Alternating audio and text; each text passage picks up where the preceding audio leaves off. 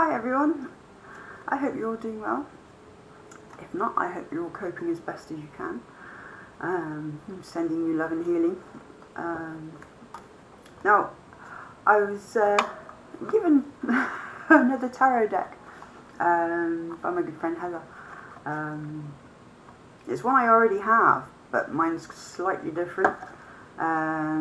It's the Lightseer's tarot deck. I have a shiny version. And smaller, you can see the shiny, and the cards are like that, but they're very difficult to see. I don't know if that's just my eyes or what, but yeah, she's given me another version, and I was doing myself a reading the other day, and I noticed that in the book, under every card, it's got like a little affirmation. And I just thought, instead of actually reading the cards, you shuffle, see what falls out, and instead of reading the description of the card, just read the affirmation at the bottom for something to concentrate on and to work on.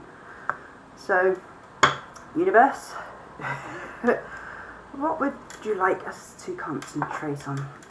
Just give it a little shuffle. I mean, I've shuffled them lots since I've had the pack Christmas, but well, actually it was New Year that I got them, because I wasn't down Heather's for Christmas. I did go down there for New Year, which was good. We had a lovely time. Oh, and she got me this. You see my little necklace there. Oh, it's a moon with a fairy on it. It's absolutely gorgeous. She knows that I like my space, and she knows I like fairies, so yeah, it's funny. I suppose she's maybe the second person in my life that actually knows what I like and buys me stuff for my interests. You know, I don't ask her to buy these things for me at all, obviously, but she's a kind, caring person, and she likes to buy gifts, very much so. But yeah, universe, what would you like us to concentrate on? What bit of wisdom can we concentrate on? So I'll just see if anything flips out while I'm shuffling. Oh, there we go. Oh. Right, there's a few. Oh. Okay. I actually had these cards the other day. I'll tell you what's come out anyway. We have the Page of Swords. We have the Star. We have the Ten of Cups. We have the Lovers, which are all good cards. Now I'm just going to read the affirmations at the bottom. So, the Page of Swords. I should put my glasses on, but I'm not quite sure where I've put them for the moment. So, oh, actually they're there. Haha!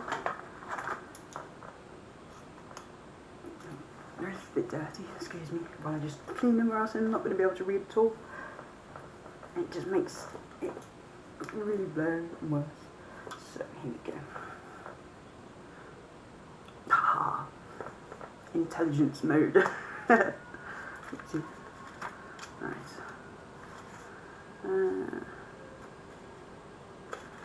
Page of Swords. Eileen, expand my consciousness and open up new opportunities for my life, which is perfect for the start of the year. New opportunities. You know, this is what this year is for. I know people make resolutions, but really, what we need to do this time of year is just reflect on how far we've come, the lessons we've learnt in the last year. See how far we've moved forward, and put them into practice this year. You know, this year's for reaping the rewards of last year, as long as we've learnt the lessons. So yeah, the next one's the Star. Let's have a look. Okay. I expect miracles, yes. Definitely, always expect miracles. Always expect that you're going to get the best. Especially, you know, talking about energies. Put out positive energy, positive intentions, positive thoughts for the future, for your future. Positive thoughts about yourself. And expect to see miracles, because it does happen, you know. I'm living proof that happens, you know. I changed from negative thinking to positive thinking, and my life's completely changed, for the better. Very much so. You know, if your life's been going bad and it never seems to go good, have a look at the way that you're thinking about things, about yourself, about people around you, about everything around you. You know, if it's negative, then yeah, that's what you're going to get back. That's what you're putting out into the universe. That's the energy that you're asking the universe to send you back. So yeah, anything negative, you're going to get back. Send out positive, you're going to get positive back. The universe knows that you want positive stuff back, so that's what it'll give you. So now we have the Ten of Cups.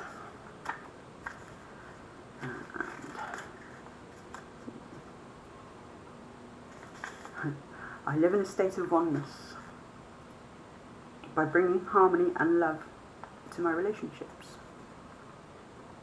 Which, yeah, you know, when you work from a place of love, then you know that if you're getting something back that's negative, it's not your vibration, it's somebody else's. If it doesn't match your vibration, don't listen to it. You know, but when you're one with yourself, your vibration is high. And you can distinguish low vibrational people. And especially if you're an energy reader, you can pick up on other people's energies. Like me, being an empath, I can pick up on negative energies, negative emotions. Just by walking into a room, you know, you can feel the atmosphere, and distinguish the sort of people that's in there. But that is from a state of knowing who I am and knowing what's not my energy. Because picking up on people's energy, so sometimes, well, I used to actually think that it was my own, and been finding out over this last year that no, there are energies that I feel even when I'm not around certain people. I feel their energies, I can feel their emotions, and I know that they're not mine now, and I can ground myself and level myself out. But that's only when you understand yourself, you understand your own thoughts and feelings. So when something is strange, a feeling that's not normally yours, and for no reason really, you know, yeah, you've got to think, okay, is this mine or is it somebody else's? Right, now we have the Lovers.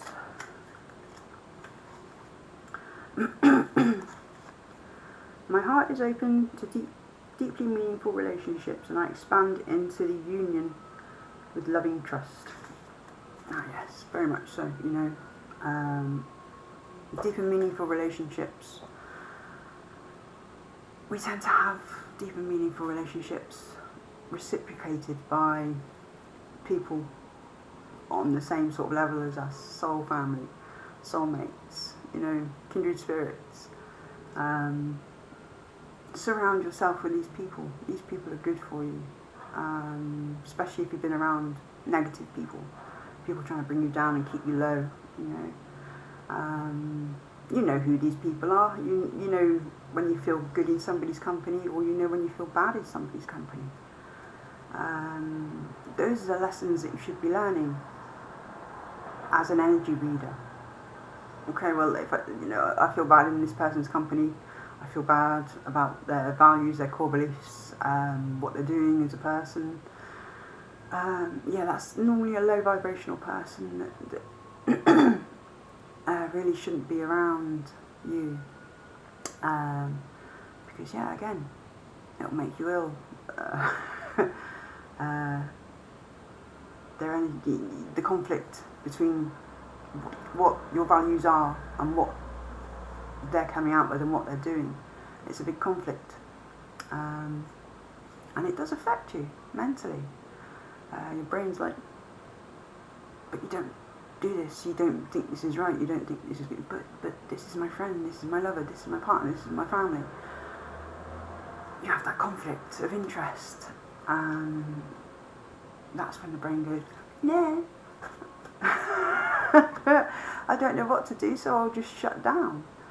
And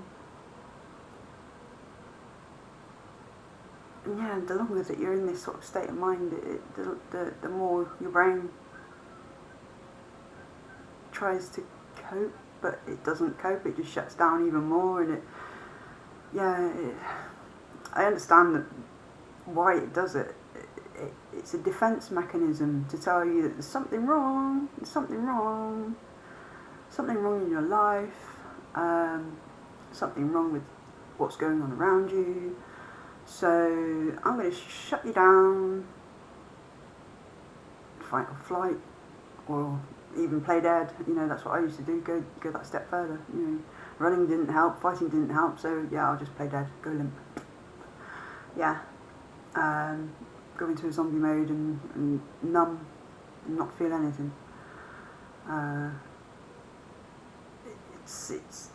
It was all to do with outside influences, and I thought that was beyond my control, but no, it is well within your control. Your life is your life. Your choices are your choices. If the choices that you make turn out not to be good choices, you have the choice to turn around and go down a different way. You don't have to stay in that situation.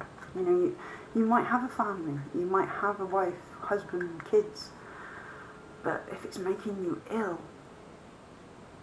what good is it? If going down a different road would make you feel better, would heal you, go down that different road. You are quite capable. You are allowed to. You have a choice. And don't give a toss what anybody else thinks. A lot of my problems were, oh my God, what's this person going to think of me? They're not going to like me if I do this. They're not going to like me if I do that. It was all about, what do they think about me? But now I don't care what people think about me. I know about myself. I know who I am. I know my characteristics. I know what sort of person I am. And my actions speak louder than words. If you're around me, yeah, my actions speak louder than words. I don't have to prove myself to anyone. My actions prove myself, and if somebody doesn't like it, well, that's their problem. That's their hang-up.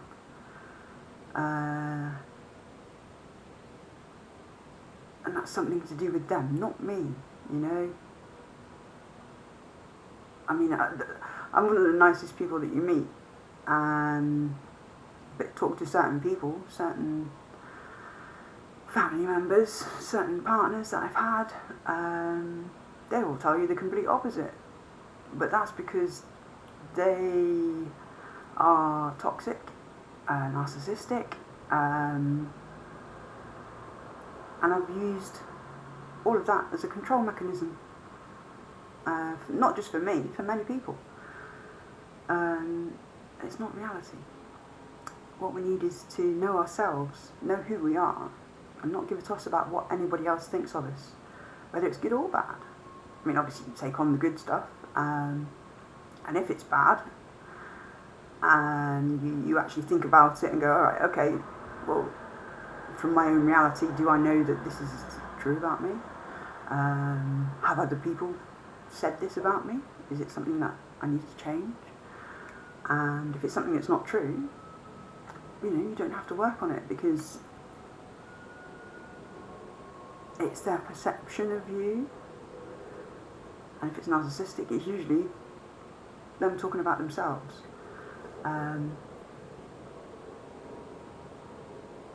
But then, with your true friends, your true soul family, they'll tell you, they'll support you, and They will tell you the truth about you. And if it's stuff that you can change, fair enough, change it. You know, if you don't like things about yourself, change them. If you can't change them, learn to deal with them, learn to cope in a healthy way. It's like me with the mental illness. You know, yeah, once I got the diagnosis, I thought, oh, right, that's the end of me. People are going to think I'm just a crazy, or I even thought myself, I'm just a crazy someone on top of my head.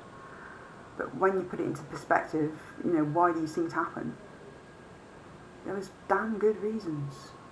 And anybody that had gone through the same sort of thing would be acting the same sort of way.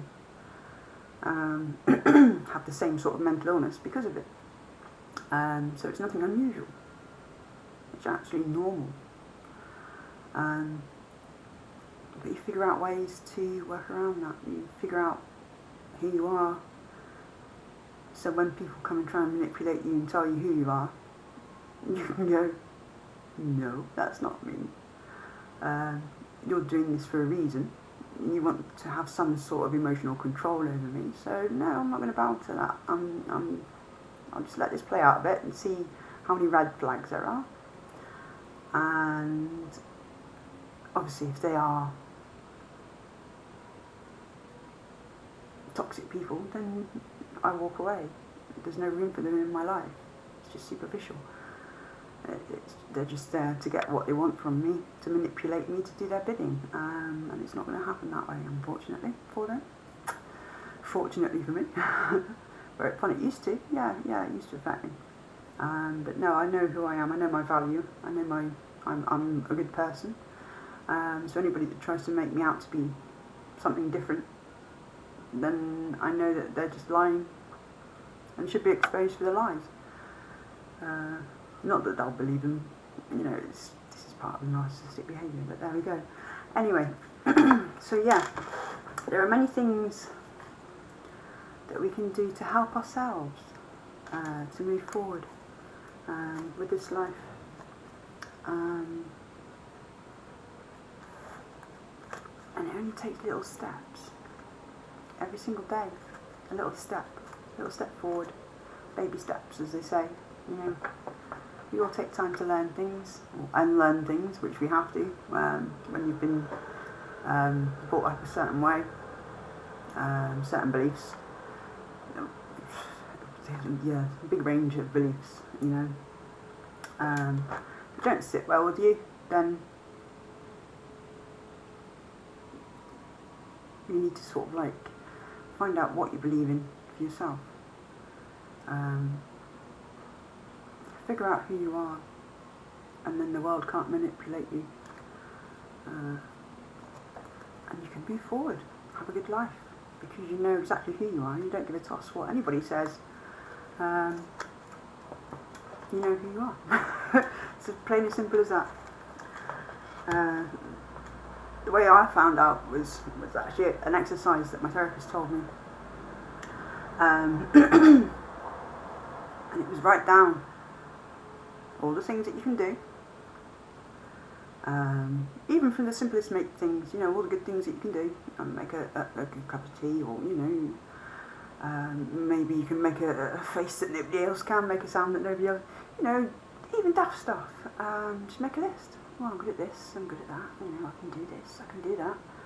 I'm caring, honest, loving, you know, all the good things that you can think of. And just write them down.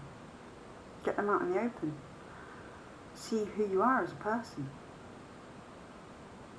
And if it's all good stuff, and if it's all stuff that you value in somebody else, then, you know, you think they're a good person, kind, honest, whatever, you know, a good human being.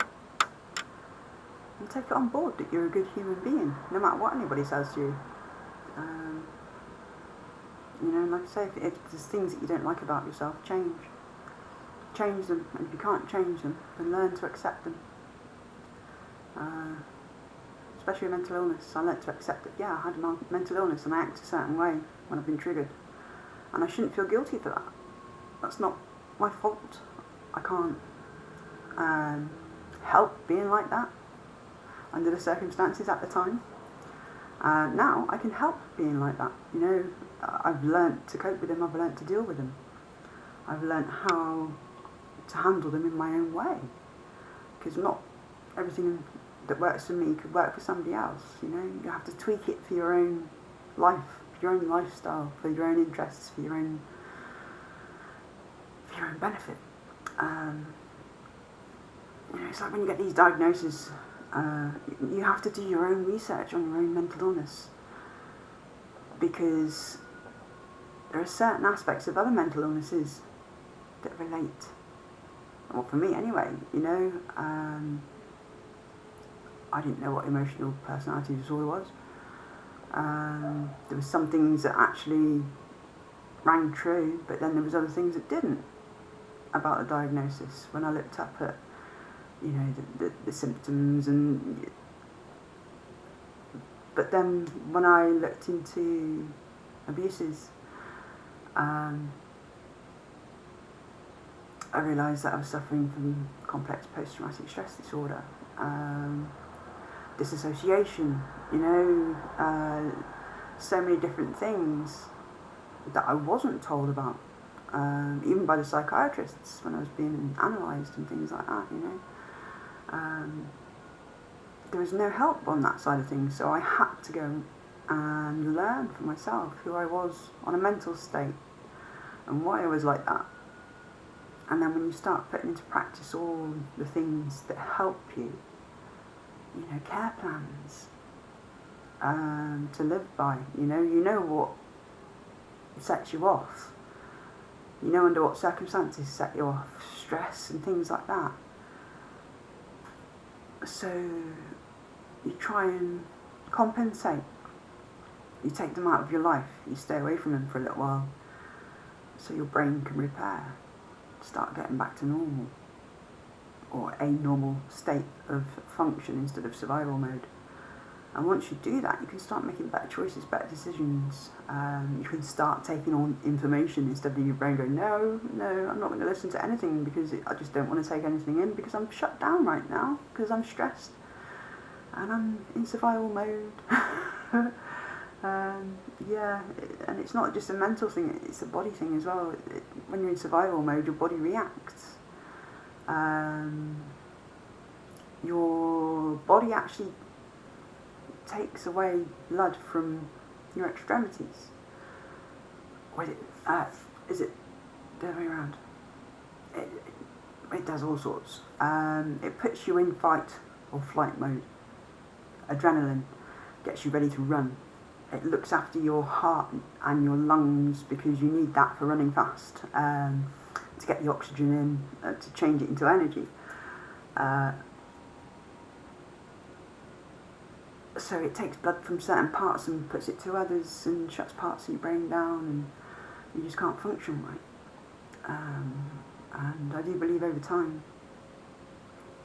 it does cause more damage. It causes worse mental illness.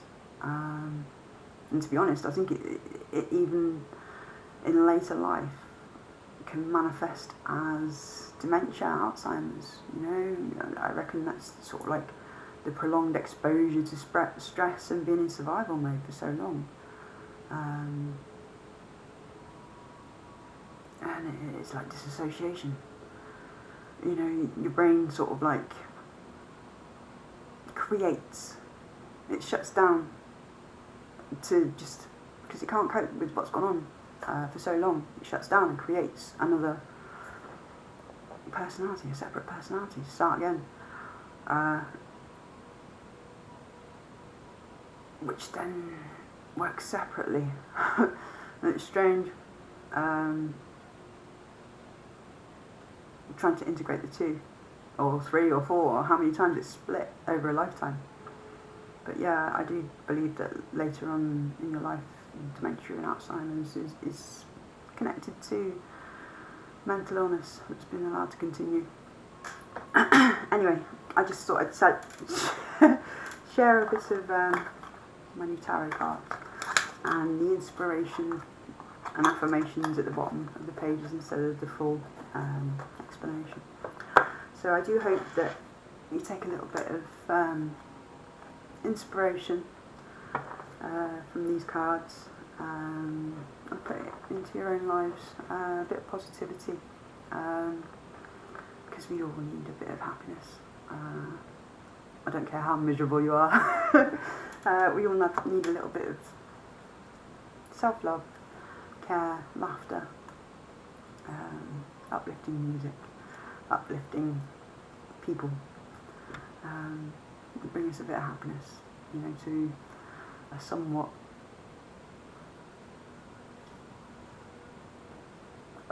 depressing life or things like that. You know, we do need that breakaway just to stop those stress hormones being released by the body. That puts us in protection, survival mode.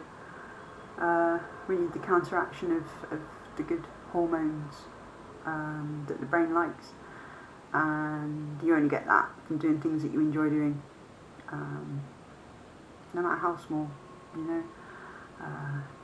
Listen to your favourite piece of music, just going for a walk out in nature, watching a comedy, something that makes you laugh and brings your mood up. But yeah, giving yourself love definitely is something to carry on throughout this new year. Bringing a little bit of happiness into your life every single day.